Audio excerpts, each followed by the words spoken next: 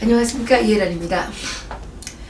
이번 시간에는 이제 우리 대한민국 사회의 원로이신 우리 임덕기 건국회 부회장님을 모시고 요즘 한국 사회가 겪고 있는 여러 가지 갈등들 가운데 같은 좌우 이념 갈등은 물론이고 이 보수 우익이라는 이 자유 진영 안에서도 지금 세대 간의 갈등도 아주 심하거든요. 그래서 여기에 대해서 좀 알아보려고 합니다. 회장님 안녕하십니까? 지금 특히 이게 선거철이 되면 우리나라가 이 갈등이 아주 극대화되네요. 이 선거 때문에 집안에서도 이제 분열이 되는 경우도 있고, 같은 우익 진영이지만 이게 어떤 인물을 지지하느냐에 따라서 이게 지금 상당히 그게 많이 갈리는데, 제가 지금 이렇게 잘은 모르지만 쭉 볼 때 지금 원로, 대한민국의 원로 그룹과 젊은 세대들과의 이게 갈등이 지금 아주 이렇게 심하게 일어나고 있어요. 그게 왜 그러는 거예요? 제가 보기에는 세대 갈등, 지역 갈등, 이념 갈등 이런 걸 주로 이제 얘기를 하는데, 지금 우리 세대 갈등에 대해서는 있는 건 사실이라고도 할 수도 있는데, 옛날에 같으면 가부장적인 그런 제도 하에서 집안의 어른이 얘기하면 젊은이들이나 아이들이 따라가주는 이런 풍토 있지만은, 지금은 노인네들이 오히려 젊은이들 하는데 따라가야 될 그런 형편입니다. 그래서 노인이 이래라 저래라 한다고 해서 어느 가정도 노인들 말을 듣고 따라가는 가정이 별로 없습니다. 그리고 이 사회도 이제 연세가 들은 분들이 말한다고 해서 존경을 하고 무조건 그분들 말씀 옳다고 따라갈 분 없습니다. 그런데 그건 저희들도 알고 있고, 또 그래서도 안 되는 거고, 단지 어른들이 걱정하고 어떤 사회 일에나 가정에 참여하려고 그러는 거는 경험이 부족한 젊은이들이 혹시라도 잘못 판단하거나 실수할까봐 뒤에서 충원을 하고 거들어주는 정도지 앞장설 시기는 아니라고 저는 생각합니다. 그런데 지금 갈등의 양상을 이렇게 보게 되면 그렇지 않은 것 그런데 같아요. 그런데 지금 지난번에 우리 이 박사님한테 내가 전화도 받은 적도 있습니다만은, 왜 교육감 선거에 원로회가 나서가지고 특정 후보를 지지한다고 성명서를 발표하고 SNS에다가 문자를 돌리고 이런 걸 하느냐, 이건 좀 문제 있지 않느냐 하는 지적을 받았을 때, 내가 장경순 의장님 보고 강력히 항의를 했습니다. 의장님, 지금 시중에서 뭐라 그러는지 압니까? 노망했다 그럽니다. 노망. 연세 높으신 분이 말에 그런 모독적인 발언 들어도 되겠습니까? 이거 왜 했습니까? 하고 제가 항의를 했더니 펄펄 뛰는 거예요. 그런 일 없다. 나한테 상의 한 자도 없다. 당신이 나를 잘 모르느냐? 알지 않느냐? 내가 그런데 왜 개입하겠냐? 아니라 이렇게 했어요. 그래서 제가 다시 원로에 다른 사람들한테 또 물어봤어요. 왜 이렇게 했느냐 했더니 한 서너 명이 앉아가지고 이렇게 했다는 거예요. 이 장난치는 게 문제입니다. 이 보수들이, 우파들이라고 얘기하는 소위 우파들이 무슨 생각을 하면 자기 생각이 최선의 생각으로 고집 부리는 게 있어요. 그 원로의 의견이라 그러면 원로의 의견들이라도 하나로 모을 수 있는 어떤 해합을 한다든가 토론을 한다든가 해서 의견 일치를 보고 난 다음에 대외적으로 발표를 해야 될 텐데, 몇 사람이 앉아서 이렇게 하는 게 좋겠다. 그럼 그게 다 최상의 생각인 줄 알고 하고 그냥 발표를 하면, 요즘 SNS에 그냥 1시간 만이면 수백 군데, 수천 군데 날아갈 수가 있는데, 이런 무책임한 일을 했습니다. 그래서 내가 오늘 아침에도 의장님, 문을 닫아 걸어가지고 될 일도 아니고 이거 주변에 있는 사람들한테 제발 장경순이 이름 좀 함부로 좀 팔지 말으라고 좀 어떻게 조치를 취해야 되겠습니다. 왜 만만한 장경순만의 애국심에다가 흠집을 내고 뭐 시시하게 무슨 교육감 선거에나 앞잡이나 노릇이나 하고 말이야. 섣불리 다른 사람 의견들 들어보지도 않고 특정 후보를 지지한다고 의사표시한 것 같이 왜 이렇게 가벼운 사람으로 취급하게 되겠습니까? 이 얘기를 했더니 글쎄 이 나이 먹고 내가 지금 그 후배들 왜 너 맘대로 내 이름 팔았냐고 고소 고발하기도 그렇고 이거 정말 미치겠다고 말이야. 저한테 오히려 이거 무슨 방법이 없겠냐고 하소연을 했습니다. 그 젊은 세대들한테서 나오는 얘기들을 들어보게 되면 사실 이 우익 진영의 보수의 어르신들은 지금 젊은 사람들이 다 전교조 교육을 받아서 다 무조건 전교조 이렇게 좌파다 이렇게 몰고 가는 경향이 좀 있습니다.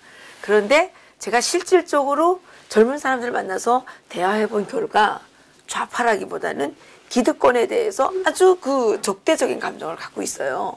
근데 이 사람들이 생각하는 기득권이라는 게 뭐냐? 지금 이 문재인 정권 이 사람들을 기득권으로 생각하는 게 아니라 예전에 지금 보수의 원로라고 하시는 분들 있지 않습니까? 이분들을 기득권으로 보고 있는 겁니다. 그런데 이번에 또 뭐 특정 후보에 대해서 그 원로라고 하면서 나서서 기자회견하고 막 이렇게 하니까 이 젊은 학부모들 이 집단에서 완전히 반발이 확 일어난 겁니다. 그런데 그거는 분명히 짚고 넘어가겠습니다. 원로회하고 아무 관련이 없습니다. 그게 원로들이 동의한 것도 아닙니다. 그게 원로회를 보조하고 있는 일부 오히려 젊은 층입니다. 그 사람들은. 그 원로들이 결의해가지고 뭐 그런 의견을 발표한 게 아닙니다. 원로회에 참여하고 있으니까 이게 그분들이 원로회 이름으로 이제 이렇게 그러니까 그 이름을 도용한 겁니다. 분명히 얘기를 해서 원로회 이름을 도용한 겁니다. 이거는 왜 원로회 의결 기구도 거치지 않았고 원로회 의견 아닌 거를 전체 원로회 의결이라고 한 거는 이름을 도용한 겁니다. 아, 그렇게 되나요? 그러면 또 문제가 상당히 더 복잡해지는데, 그러다 보니까, 사실 지금 청년들이, 회장님, 예전에 원로들이 할 때도 물론 어려웠지만, 지금 청년들은 더 어렵습니다. 그때는 국가가 한창 성장기에 있었기 때문에 노력하면 성취를 만들어낼 수가 있었는데, 지금 청년들은 눈은 살짝 또 높아졌는데, 눈높이에 맞는 일자리도 없고, 또 포지션도 없고 성취도 이뤄낼 수 없고 이런 부분이 있습니다. 그러다 보니까 예전에 가진 사람들 기득권에 대한 이 어떤 분노가 많이 쌓이고 있거든요. 이걸 무조건 좌파라고 몰아붙이면 안 된다는 거죠. 그렇게 우리가 일방적으로 뭐 젊은 세대라고 저도 사회 활동을 아직 하고 있습니다만은 만나보면요 아주 건전한 청년들 많습니다. 건전한 청년들 많고 이제 그리고 그 건전한 청년들의 사고방식이 오히려 소위 늙은 보수층에 있는 사람들보다 더 건전하고 더 합리적이고 더 이해적일 수도 있어요. 맞습니다. 그런데 한 가지 부탁을 하고 싶다면 그 젊은이들에게 보수가 부패하고 보수가 뭐 부조리한 일을 저지르고 인정합니다. 저 자신도 인정을 합니다. 그러나 일방적으로 보수만 썩었다고 생각하는 것은 문제가 있다. 그렇죠. 기득권자라고 할 때도 보수만 기득권이 아닙니다. 지금 좌파 기득권이 더 심한 거예요. 더 세죠. 그러니까 그것만 공평하게 봐주면 나는 기득권이라고 얘기할 수 있는 소위 노령층 사람들하고 많이 상대를 하는데 상대해서 저는 그걸 주장합니다. 세월은 자고 나면 흘러갑니다. 스마트폰이 지금 한 달만 지나면 신형이 나오는 판에 지금 그 시대 얘기 가지고는 도저히 이거를 따라갈 수가 없고 또 설사 아무리 옳은 얘기를 하더라도 받아들여지지 않는 얘기는 소용이 없습니다. 효력이 있게 하려면 어느 정도까지는 의식을 바꿔야 됩니다 하는 것을 제가 설득하고 있는 사람 중에 하나인데 최근에 신문에 이런 기사가 실린 적이 있습니다. 뭐라 그러냐면 막걸리 마케팅이라고 나와 있는데요. 어느 지방, 특히 지방 같은 데는 그 지역에 좋은 일을 해주든 나쁜 일을 해주든 어떠한 그 혜택이 가든 안 가든지 간에 그 지역의 어른들한테 가서 찾아뵙고 손 비비고 막걸리를 대접을 해서 정말 이 몸이 떡이 되도록 마시게 막걸리가 엄청 많이 들어가야만 그 지역의 어떤 프로젝트를 할 수 있다는 말이 있습니다. 우리나라가 이 문화적인 환경이 이렇게 어르신들을 모셔야 되는 어떤 이런 걸로 바뀌면서 어른들의 눈에 들지 않으면 도대체가 인정을 받지 못하는 어떤 이런 것도 지금 젊은 세대가 느끼기에는 기득권으로 느끼고 있는 것 같습니다. 근데 막 거기에 만약에 그런 게 있다면 각 가정에서 어른 대접 못 받는 거를 밖에 나와서 어른 대접 받으려고 하는 게 아닌가 나는 그렇게도 생각합니다. 그럴 수도 있겠네요. 예? 네. 왜냐하면 우리가 아이들 길러봐도 밖에 나가서 매일 저 고래비 하는 놈들이 집에 와서 부모한테 땡깡 잘 놓거든. 그런데 집에 밖에 나가서 1등 하는 놈들은 집에 와서 어머니 아버지 말 잘 들어요. 근데 자기 자식들이 효도를 하면 남의 자식 효도 안 하는 거 별로 탓 안 하는데 자기 자식들한테 효도 못 받으면서 남의 자식들 보고 효도 안 한다, 어른 공경 안 한다 이렇게 하는 경우도 있지 않겠나 난 그렇게 봅니다. 그런데 어른들이요 많이 바뀌었어요. 저도 저 노인에 나가서도 이 얘기를 해보고 이렇게 하면 요즘 젊은이 이길 사람이 어디 있고 마누라 이기는 사람이 어디 있느냐고 이렇게 하면 많이 깨인 거예요 노인들이. 아, 그런가요?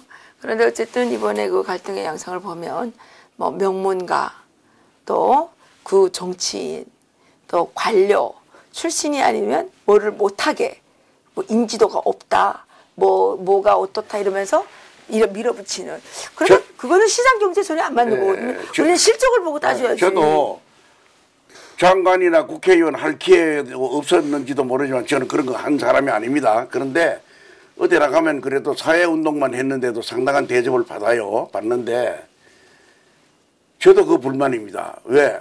과거에 뭘 한 사람만 그러니까, 잘했는 거 못하는 것도 따지기 전에 그러니까 몇 번 몇을 한 사람을 해갖고 이름 내놓으면 아 그러고 근데 젊은이들도 문제가 있는 게 그런 거 앞으로 당신이 뭘 한 사람이냐는 거 좀 조회해보고 요새 다 두들기면 나와요. SNS에는 유튜브에 뭐 공개 안 하더라도 네이버나 다음에 들어가서 그 사람 이름만 딱 치면 어떻게 뭔 경력을 했는지 다 나옵니다. 경력을 쌓은 건 좋은데 그 경력을 쌓을 때 어떤 방법으로 쌓았는지도 얼마나 좋은 일을 했는지도 다 나오니까 조회를 해봐야 되는데 신진 세력들은 나와야지. 네, 그런데 지금 여기요. 이번에도 오늘 또 보니까 뭐 현충일 날 무슨 행사한다고 또 무슨 비상대책이니 뭐니 하면서 나왔는데 그거 보니까 다 뭐 했던 사람들 이름을 얹어 놓으려는 거예요.